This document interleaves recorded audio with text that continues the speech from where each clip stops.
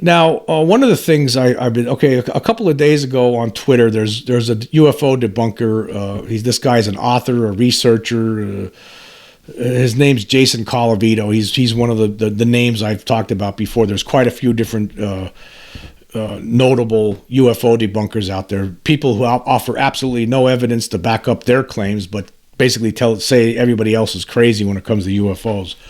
And he made a comment on Twitter on October 29th that I thought was completely, absolutely absurd and rotten, and actually, in a way, very demeaning to people who are interested in getting to the bottom of the UFO mystery and the whole subject. And basically, this is what he tweeted. Of course, the Pelosi attacker was into alien conspiracies.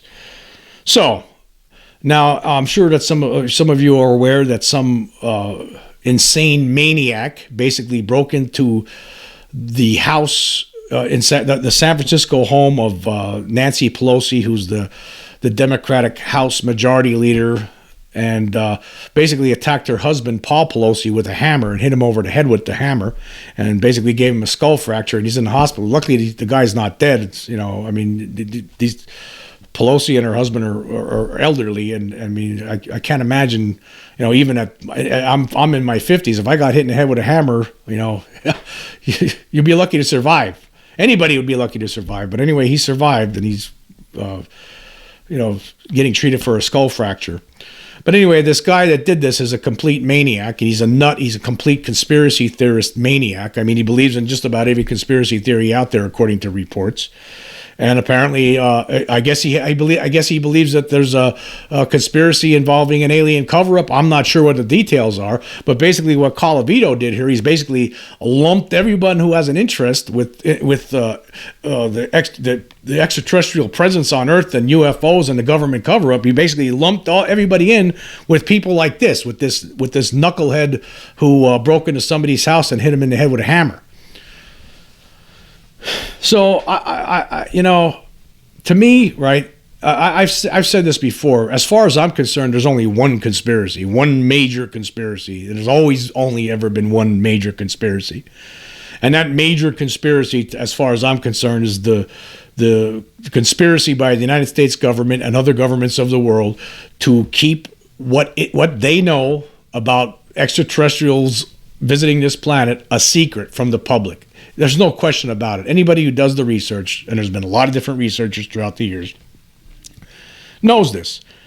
Anybody that's studied this whole phenomenon knows this. There's a cover-up. There's no question about it. So a cover-up means there has to be a conspiracy. There's a conspiracy among some people, and we'll just stick with the United States government for now.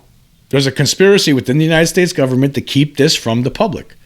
They do not want to share this information with the public. It's just a fact. Anybody that studies, this ain't speculation, actually. It's a fact. It's a fact. I mean, consider what's going on right now, for instance. Okay, 5 years ago, before 5 years ago, UFOs were treated like a joke, like by the mainstream press, right? For the most part, they were treated like a joke. I mean, yeah, there was a lot of UFO documentaries on TV, and so different people showing up on CNN every now and then, and on the Larry King show and talking about it. There was things like that, but for the most part, it was treated like a gigantic joke. And the government, the Air Force and Pentagon, I mean, they just completely denied it every time, at every turn. They'd always point back to 1960, the '68 Condon Report, and say, hey. Yeah, the Condon Report was a government-funded scientific study, and they determined there was nothing to it, right? Even though anybody who studied what happened with the Condon Report knows that was bogus, right? And that it was just what it was used. It was used as an excuse for the Air Force to close Project Blue Book. They wanted to get out of that business of responding to every public sighting of a UFO. They didn't want to be doing that anymore. That's because they already knew. I mean, put it this way. Okay, let's think about Project Blue Book and what that was really about. Okay, say the year's 1964 or something like that, and I'm sitting here in my kitchen, and next thing you know, I notice some lights going out in the window, and I go outside, and there's a flying saucer sitting in my backyard, and I see some alien beings getting out and walking around. Then they see me and get back in their craft and take off. right? And then the grass is all burned. There's marks in the ground. There's footprints on the ground, right? And I call up Project Blue Book and I tell them about it. They would send a group of investigators to look at it, right? And then they would make a determination on what it is. They would, and if they didn't know what it was, if it was extraterrestrial per se, like in the case of Lonnie Zamora, right? Because they had no explanation for that case. Then they would just say, well, it's unexplained. We don't know. Other times they would say, okay, they would try to come up with an excuse. They would force an excuse. Like in 1966, for instance, in that Michigan case, they said it was swamp gas.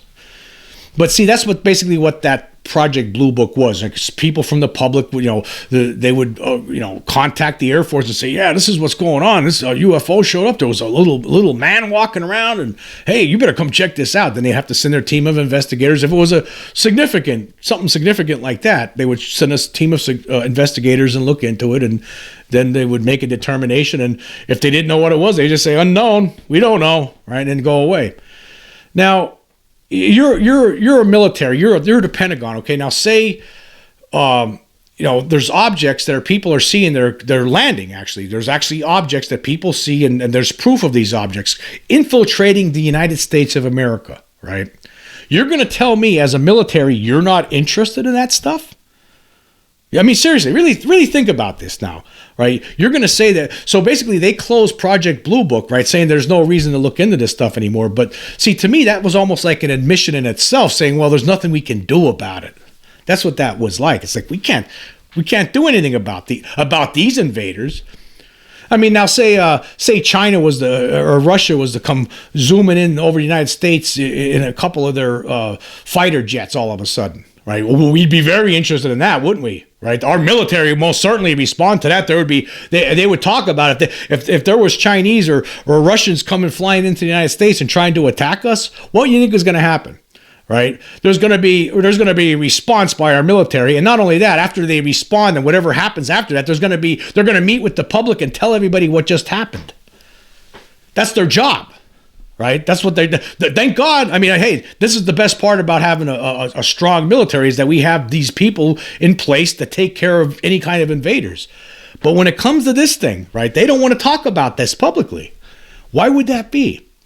Could it possibly be because they already know what it is and they know that there's absolutely nothing they can do about it? That's what it is. That's the answer. They can't stop it. So that's why they can't talk about it. So as in their minds, this is as far as the military, as far as the Pentagon is concerned, right? In a way, this is not the national security. They can't provide that. They can't provide security on this. Obviously, if they could, then they would have talked about it a long time ago, right? You would think they wouldn't have closed Blue Book, right? Why would they want to close a reporting system on objects infiltrating our airspace, landing on our land? Why would they want to close something like that? Think about that. So when you can't, like, okay, now say it's the Project Blue Book is closed right now. Like if somebody sees some significant object flying over their house that's unexplainable, right? Like gigantic craft that's unexplainable, it makes no sound, right? Multiple witnesses.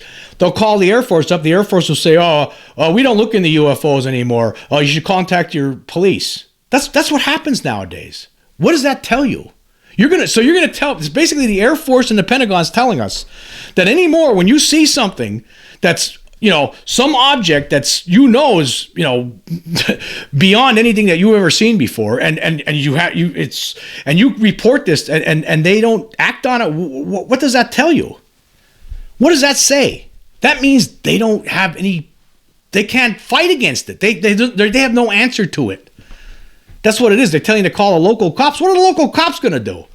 Chase it around in their cop cars? That's something that's flying? What's the point? So you have to look at this and try to understand what's going on here. A lot of people just don't get it. A lot of people aren't seeing the big picture.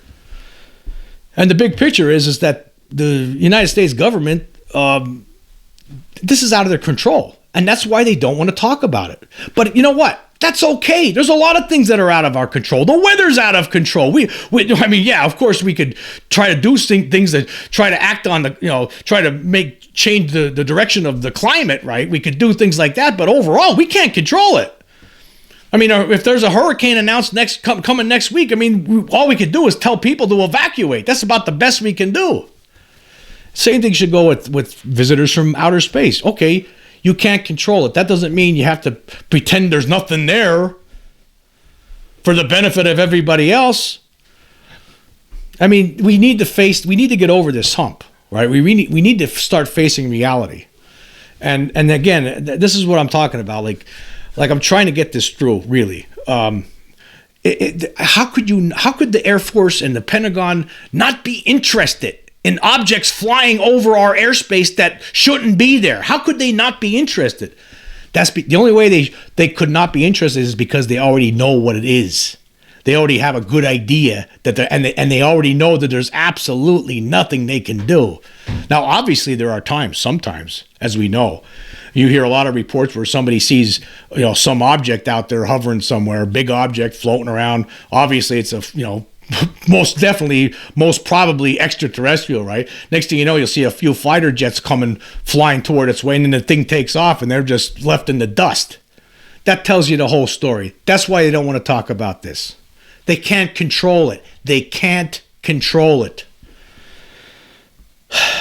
So, yeah, and that's why, this is why Project Blue Book was closed, because, they wanted to get out of this business. It was, what's the point in investigating these things, because there's nothing we could do about it anyway. So why don't we just all pretend, let's all pretend that they don't pose a threat, right? None of these objects have ever shown a propensity to threaten the United States or anybody for that matter, as far as we can tell, because that's the only thing they could say. Even though the things are, how do you know that they are threatening? They're very threatening. And when you consider everything that's going on here, what have these things brought to us? They've brought mystery that people, they live their whole lives getting abducted. They don't know what's going on. They want it to stop, but there's nothing anybody can do to help them. All they can do is go to a psychiatrist and try to recover memories. And really, what does that do? In the end, nothing. That still doesn't stop the abductions, right? Then you have cattle mutilations. You have ranchers out there losing cattle over reasons they can't explain. And there's never anybody caught over all these years now, right? There's different government officials over there. It must be Satan worshipers or something. No Satan worshiping group has ever been caught mutilating any cow over all these years. People are getting implanted with objects. That's the whole problem here. That's why they don't want to admit to this. That's why sometimes I think, right, what's going on right now, you have this slow disclosure going over the last 5 years because they feel like they're getting to the point where it's getting too hard to contain. It's getting way too hard to contain. So here, what they do is they're trying to do the slow disclosure process, but then some of them are in the Pentagon are getting cold feet a little bit now, and that's why you have that the last week with that New York Times get ahead of the report story coming out. It's just, but you know what? The whole bottom line is we got to just get over this hump. Again, I don't care about the lying in the past. I just want the Pentagon. I want that group within the Pentagon that's sitting on that secret to understand, hey, as someone who understands that there's something really going on, and I understand that probably a lot of the reasons why you'd want to cover this up. At the same time, though, we need to know. You got to get this out to the public, and not only for that purpose, but even the bigger purpose is the entire scientific community needs to know about this. They need to be they need to be alerted to this, and they need to be studying this. We need to figure out what's going on. And by sitting back and just doing nothing, that can't be helping this situation. Anyway, so just to get back to where I started from. Okay, there's no to lump, for one thing, about this guy, this Colavito, saying that this nut that attacked Paul Pelosi with a hammer, right? To try to, basically lump all alien UFO people, the UFO and alien believer community into that group just because that guy believes, and it doesn't mean anything. I read that Hitler loves Walt Disney's Snow White and the Seven Dwarfs. Should we just stop all watching Snow White and the Seven Dwarfs now? And besides that, let's just recently we talked about there was a poll that came out, and some of the numbers on there were pretty astonishing. 80% of Americans believe that the government is withholding information on UFOs. And furthermore, 77% in that poll said that they believe aliens are visiting Earth. So, I mean, that's not true. There's no... when it comes to this UFO thing, right, this isn't no left or right thing, right? This is, I don't see that. That's not the case. There's people on the left and the right. This is one thing I think everybody could agree on, actually. And for this knucklehead, right, to lump all UFO people interested in the UFO subject into this group with this maniac, who hammer wielding maniac, that's ridiculous. That's not fair. Anyway, that's just I just wanted to point that out. I think that's something that we shouldn't be that shouldn't be the case. Not when it comes to UFO conspiracies. So some of these other crazy conspiracies, okay, that's different, right? These crazy conspiracies where there's like one guy sitting there coming up with a whole bunch of different comments and throwing them out online anonymously, and for some reason a whole bunch of people believe everything he writes, and that's different. I'm not talking about those crazy kooks, right? Or I'm not talking about the Jim Jones kind of cult, or the evangelical church maniacs. And I'm not talking about they're cults and morons and conspiracy theorists, all of those kind of people, right? But this is different. UFOs is different. It's not it's not some crazy. It's not a bunch of crazy people like you're trying to paint UFO believers as in this tweet that you put out. So I think that needs to be addressed.